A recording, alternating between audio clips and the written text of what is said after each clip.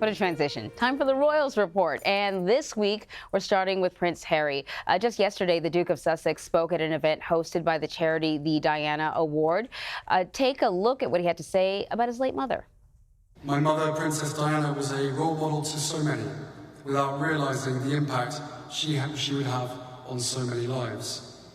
You don't have to be a princess or a public figure to be a role model. In fact, it's equally valuable if you're not, because it's more relatable. Princess Diana's birthday was just this past Monday, July 1st. She would have been 58 this year.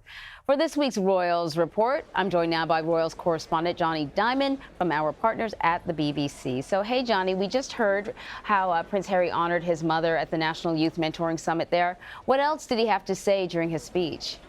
Well, he was talking about the past, he was talking about his mother, as you mentioned there, Anne-Marie, but he was also talking about the future. He was talking about his new role as a father, referring to himself really as a new mentor and talking about how his new son, Archie, would be looking to him for guidance, maybe even, he joked, mimicking him. But when you talked there about Diana, he also made reference to the point that you don't need to be a princess, as we heard, something about the tension inherent in his own royal role. The Queen visited Scotland this week for Holyrood week. I hope I said that right. She spoke to the Scottish Parliament. What is Holyrood week and what did the Queen have to say? Holyrood Week is a celebration of all things Scottish. Its culture, its unique identity, and it's a mixture of very grand events like the ceremony of the keys, where the Queen is formally given the keys to the Scottish capital, Edinburgh, and an 8,000-strong garden party, which is taking place this afternoon in Edinburgh, and much less formal events, smaller scale events all around Scotland. And it is a reminder that Scotland has a unique identity within the Queen's kingdom, and that she wants to celebrate it and to, in some senses, remind people that it needs to be brought along with the rest of the United Kingdom. Meantime, Harry and Meghan made a special appearance at the London series Yankees versus Red Sox baseball game over the weekend. How did the royal couple like this American pastime? Of course, I'm sure it's not the first time either of them have been to an American baseball game, but how'd it go?